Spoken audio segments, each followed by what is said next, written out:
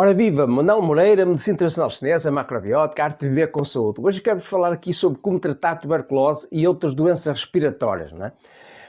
A tuberculose é uma doença infecciosa associada geralmente à bactéria chamada Mycobacterium tuberculosis. Pronto, embora possa afetar também outras partes do corpo, portanto, geralmente ataca mais os pulmões, portanto, e nesse caso chama-se tuberculose pulmonar. Portanto, eu vou-me referir especialmente a esse tipo de tuberculose, não é? Portanto, na maioria dos casos de infecção por essa bactéria, não manifesta sintomas, portanto, e isso é chamada, na medicina convencional, como tuberculose latente, portanto, e supostamente não é transmissível, não é? Apenas 10% de infecções latentes evoluem para tuberculose ativa, com sintomas típicos, por exemplo, de tosse crónica com expulsão de sangue, portanto a pessoa tem hemorragias, não é? Expulsão de sangue pela boca, escarro, febre, suores noturnos, perda de peso, não é? Portanto é uma doença muito debilitante, não é? Se a infecção se propagar para outros órgãos, aí pode causar vários outros sintomas, não é? Então, na medicina convencional, portanto, a tuberculose é geralmente associada a contágio, não é? A contágio por essa tal bactéria, Mycobacterium tuberculosis, não é? Ou também chamado bacilo de Koch, não é? Portanto, foi descoberto por Robert Koch em 24 de março de 1882, daí 24 de março de 2024 foi considerado Dia Mundial da Tuberculose. E por isso eu resolvi fazer este vídeo para dar o meu contributo acerca da erradicação dessa doença, não é? Portanto, esse Robert Koch foi Prémio Nobel da Fisiologia ou Medicina em 1905, não é? Então, mas é importante, do meu ponto de vista, compreendermos as causas da doença, né? Como prevenir e como tratar naturalmente, do ponto de vista da medicina tradicional chinesa, da macrobiótica, portanto, macrobiótica ensinada pelo grande mestre João Sao, ou alta educação vitalícia pelo grande professor Tomo Kikuchi, né? Portanto, segundo os dados oficiais da própria medicina convencional, apenas 10% da tuberculose latente, como já disse, evolui para tuberculose ativa, não é? Portanto, não é 100%, não é? O que, desde logo, dá a perceber que não é a bactéria, não é o bacilo de Koch, por si só, portanto, que provoca a doença e, sobretudo, as condições de imunidade do doente, portanto, a resistência do doente, a resistência da pessoa, mesmo que seja contagiada. Ou seja, principal é interno, não é? O principal é o terreno fisiológico e psicológico da pessoa, não é? Complementar é externo, portanto, o clima, as bactérias, etc. Por isso mesmo, segundo alguns estudos oficiais da medicina convencional, apenas 1 em cada 3 pacientes com tuberculose pulmonar não tratada infecta algum contacto próximo, não é? E, além disso, a maioria das pessoas infectadas não desenvolve a doença ativa, não é? O que mais uma vez provoca, o que mais uma vez prova, não é? Que o resultado final não depende tanto do tal bacilo de Koch ou do contágio, mas sim do grau de saúde e resistência do doente, não é? Relacionado, por sua vez, com os hábitos de vida, né? De alimentação, de exercício, de apanhar sol, de apanhar ar fresco, etc. Né? Pronto, o Robert Koch descobriu, portanto, ele foi médico patologista e bacteriologista alemão, né? Esse Robert Koch. Pronto, ele descobriu em 1882, descobriu o tal bacilo de Koch, a tal Mycobacterium tuberculosis, né? Depois, em 1883, descobriu as estirpes de bactérias Vibrio cholerae, portanto, associadas à doença infecciosa chamada popularmente cólera, não é? A cólera também é muito relacionada com o deficiente de saneamento urbano e tal. Não é? Porém, um outro médico e farmacêutico alemão da época, chamado Max von Pettenkofer, não concordou com a atribuição dessas e de outras doenças aos micróbios, não é? E sim ao terreno interno, à parte interna, não é? Pronto, na medicina convencional é muito usual de atribuírem a causas das doenças aos micróbios. a tuberculose é provocada pelo bacilo de Koch, isto é provocado tal. Focada nos sintomas e focada na parte externa, né? Pronto, mas o principal é o terreno interno. Então, assim, pronto, este Pettenkofer também considerava que a pessoa deveríamos nos focar nas causas, na parte interna, na resistência do doente ou doente. Então, Pettenkofer discordou dessa visão unilateral e parcial relacionada com os micróbios como possíveis causadores de doenças, mas não se ficou apenas por discussões intelectuais, não é? Portanto, Pettenkofer defendia que a causa principal das doenças era o enfraquecimento fisiológico interno, não é? Portanto, e tal como o próprio Hipócrates chamou a tuberculose de tísica, a tuberculose, não é? Que em grego significa enfraquecimento, portanto, relacionado com uma doença consumptiva, não é? Portanto, relacionada com fraqueza, perda de peso, perda de massa muscular, não é? Então, para comprovar esse seu ponto de vista, Pettenkofer bebeu em público, não é? Isso foi público, não é? Um copo com uma substância infectada com o micróbio da cólera puro, não é? Então, contudo, para surpresa geral, não é? Não manifestou nenhum sintoma de doença a seguir, né? Pois ele cuidava da alimentação, etc. E por isso o corpo reagiu fisiologicamente eliminando o micróbio invasor através de uma diarreia fisiológica saudável, não é? Esta foi uma experiência histórica e pública, não é? Mas a medicina convencional oficial não revela este importante acontecimento histórico, não é? Assim, as pessoas em geral ignoram a causa interna e fisiológica que é a principal. Conclusão, o pior inimigo e também o melhor amigo é dentro de nós e não fora de nós, como o caso dos micróbios, etc. Não é?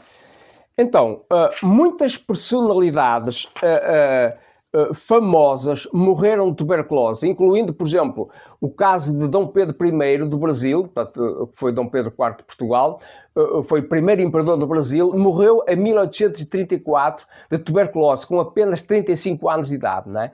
O que, tal como muitos outros famosos e ricos que morreram de tuberculose, não condiz com a ideia de que a tuberculose ser uma doença dos pobres, né? Pois não depende basicamente do externo, do dinheiro, da posição, e sim do interno, né? Portanto, a alimentação, o exercício, a atitude emocional, mental, etc. Pronto, enfim, em medicina tradicional chinesa, portanto, sabe-se que, por exemplo, a emoção negativa associada ao pulmão é tristeza, né? Então, por exemplo, em Portugal, António Nobre, né, foi um famoso poeta português, escreveu um livro chamado Só, portanto, que é considerado o livro mais triste que há em Portugal, né? Ele próprio apelidou esse livro assim, né? Portanto, morreu de tuberculose, portanto, não era pobre, portanto, era de uma família abastada, viveu em Paris, etc. Né? A tuberculose pulmonar é conhecida também, inclusive, como a doença das pessoas tristes, né?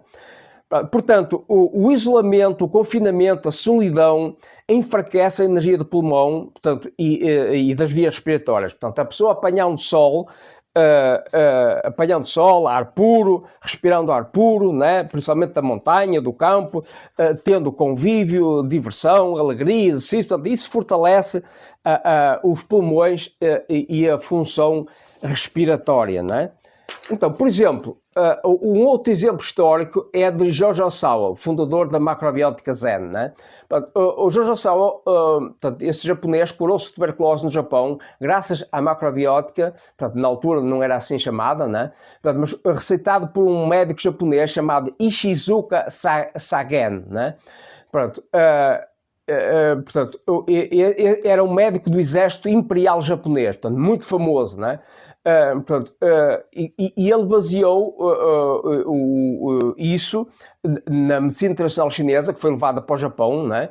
Pronto, e esse médico famoso, portanto, era médico de medicina convencional, né? Médico do imperador, mas como verificou que essa medicina não funcionava adequadamente, ele foi estudar medicina tradicional chinesa, que tinha sido levada para o Japão antes, né? E Portanto, ele viveu durante a Era Meiji, portanto, ele era conhecido como Doutor Daikon, Daikon que é o nome do rabo no japonês, comprido, né? Ou Doutor Nabo, ou também chamavam Doutor Sopa de Miso, né? Relacionado com a sopa de miso da macrobiótica, ou também chamavam-lhe Doutor Antidoutor, né? Exatamente, porque ele ia contra essa coisa convencional, né? A mãe do mestre John Urasawa e do seu irmão morreram de tuberculose também, né? Portanto, o John Urasawa contraiu tuberculose logo com a idade de 16 anos, né? Portanto, o Urasawa curou-se graças a essa receita, baseada na alimentação natural e não de medicina convencional, né? Daí ele se ter inspirado para fundar a macrobiótica Zen, que hoje em dia é chamada apenas macrobiótica, né?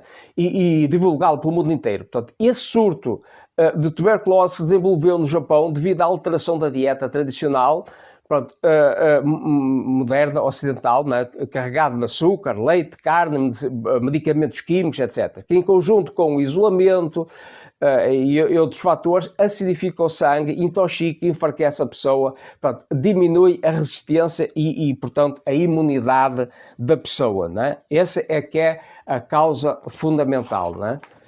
Então, a alimentação, portanto, para casos de tuberculose, portanto, e outras doenças, mas portanto, especificamente agora falando da tuberculose, né?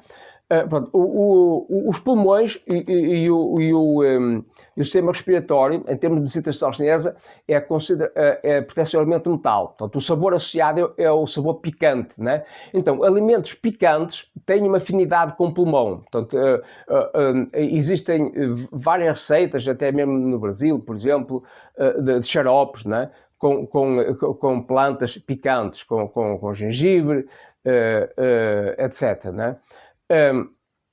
Portanto, para tratar não só tuberculose, mas outras doenças respiratórias, com tosse, etc., né? Então, também, por exemplo, alimentos brancos, portanto, o branco também está associado ao alimento metal, né? Como, por exemplo, o nabo branco, né? Também alimentos ocos, né? Portanto, o oco também está associado com metal, por exemplo, o caso de raiz de lótus, né? Que tem aqueles furinhos dentro, né? Então, exemplo de alguns alimentos ou condimentos, por exemplo, o mel, né? Portanto, o mel é muito usado em xaropes, né? É importante ter cuidado com a quantidade, porque deve ser pouco, né?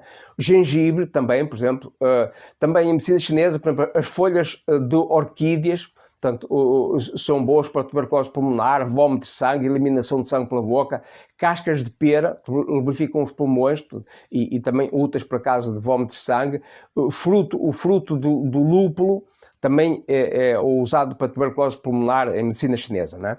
Então, a nível de chás medicinais para tuberculose, em primeiro lugar, segundo o ponto de vista da medicina chinesa e da macrobiótica, por exemplo, o chá de raiz de lótus, portanto, é o rizoma de lótus, mas geralmente as pessoas dizem raiz, não é? Chá de raiz de lótus deve ser a bebida principal do doente, de tuberculose, não é? Também o sumo da própria raiz de lótus fresca, para o caso da pessoa ter hemoptise, né? As tais hemorragias, de saída de sangue pela boca, né? Devido a hemorragias dos pulmões. Também água morna, por exemplo, um copo de água morna com uma colher de chá de sal marinho integral, né? Para caso da hemorragia pulmonar, também ajuda, né?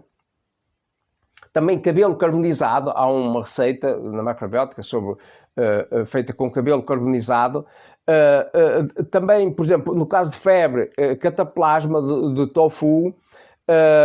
Também para tosse, portanto, o chá de raiz de lótus, ou, por exemplo, chá de tanchagem, não é? Portanto, há várias receitas, mesmo populares, não é? Mesmo popularmente, se pesquisar na internet, vão encontrar, por exemplo, no Brasil, xarope feito com folha de goiaba, folha de gengibre, folha de amoreira, manjericão, alho, cebola. Reparem aqui, ó, alho, cá está o alho, cebola, né? Picante, né? Mel, canela, casca de laranja, vinagre de maçã, pronto, etc, né? Entretanto, em termos de fitoterapia tradicional chinesa, falando em fórmulas, né? Portanto, baseadas em fórmulas clássicas, por exemplo, e que temos à venda aqui, inclusive, na nossa loja online, naturmed.com.pt, por exemplo, o T03 Herbal Sentinel Yang, o T04 Herbal Sentinel In, ajudam para fortalecer a imunidade respiratória, né? Para prevenir doenças respiratórias. Por exemplo, o T72 Ringing Metal, muito útil para parar a tosse, né? Cogumelos medicinais, por exemplo, o Reishi Plus ajuda para parar a tosse. O Cordyceps Plus também, o Cordyceps Plus é útil para tosse crónica, tosse seca, né? A nível de acupuntura e motion stone, há vários pontos, eu vou referir apenas alguns, por exemplo, o VC12 Zongvan, fica aqui na região do estômago. A pessoa pode fazer a acupuntura, terá de ser por um profissional, mas motion stone a pessoa pode fazer em casa, né? O P1 Zongfu, aqui junto à clavícula, abaixo da clavícula, né?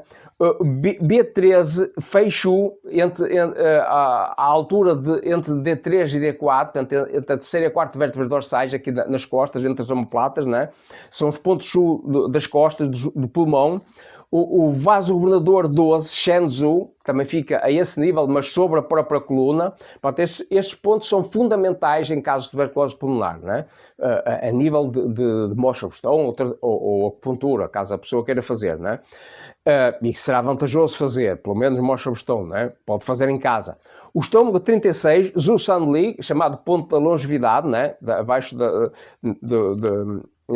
situado nas pernas, abaixo do joelho, né? Conclusão: tuberculose e outras doenças não é castigo dos deuses, né? Como diziam na época de Hipócrates, né?